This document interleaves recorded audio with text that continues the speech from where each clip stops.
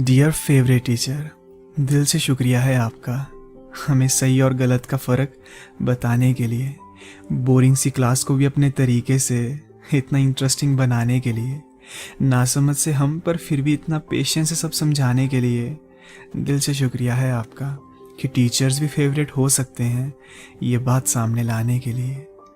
आपकी बातें दिमाग के साथ साथ कहीं ना कहीं दिल में भी लग जाती थी। पढ़ने की आग जो नहीं थी बरसों से, पर आपकी बातें सुनकर कहीं ना कहीं वो फिर सुलग जाती थी।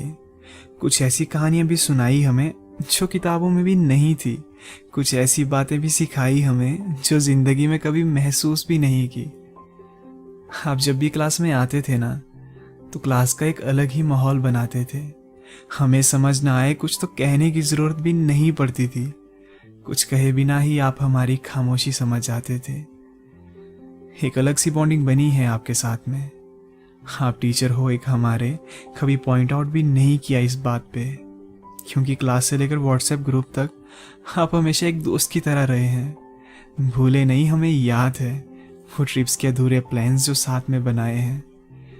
तो यही तो वजह है जिसकी वजह से चाह कर भी आपकी जगह कोई यहाँ ले नहीं सकता, क्योंकि आपके जैसा कोई दूसरा यहाँ कभी हो नहीं सकता। डियर फेवरेट टीचर, दिल से शुक्रिया है आपका। हाँ, and three. Happy teachers day. Happy teachers day. हो गया। और आई बॉल। जिंदगी कालिक थी, जिंदगी कालिक थी, ना रंगों का ठहराव था। जिंदगी तो उजागर तब हुई जब इसमें गुरु नाम का एक भाव था। जिंदगी गिरवी रखकर भी, जिंदगी गिरवी रखकर भी ना चुका पाएंगे जिसका कर्जा। माँ ही नहीं भगवान के बराबर गुरु का भी है उतना ही दर्जा।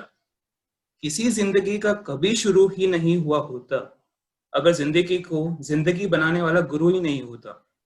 इंसान वो जिंदगी के भव सागर से पार है, इंसान वो जिंदगी के भव सागर से पार है, साथ जिसके माँ की परछाई और गुरु का ज्ञान है। भगवान को भी भगवान बनाने के लिए गुरु का ही ज्ञान काम आया था।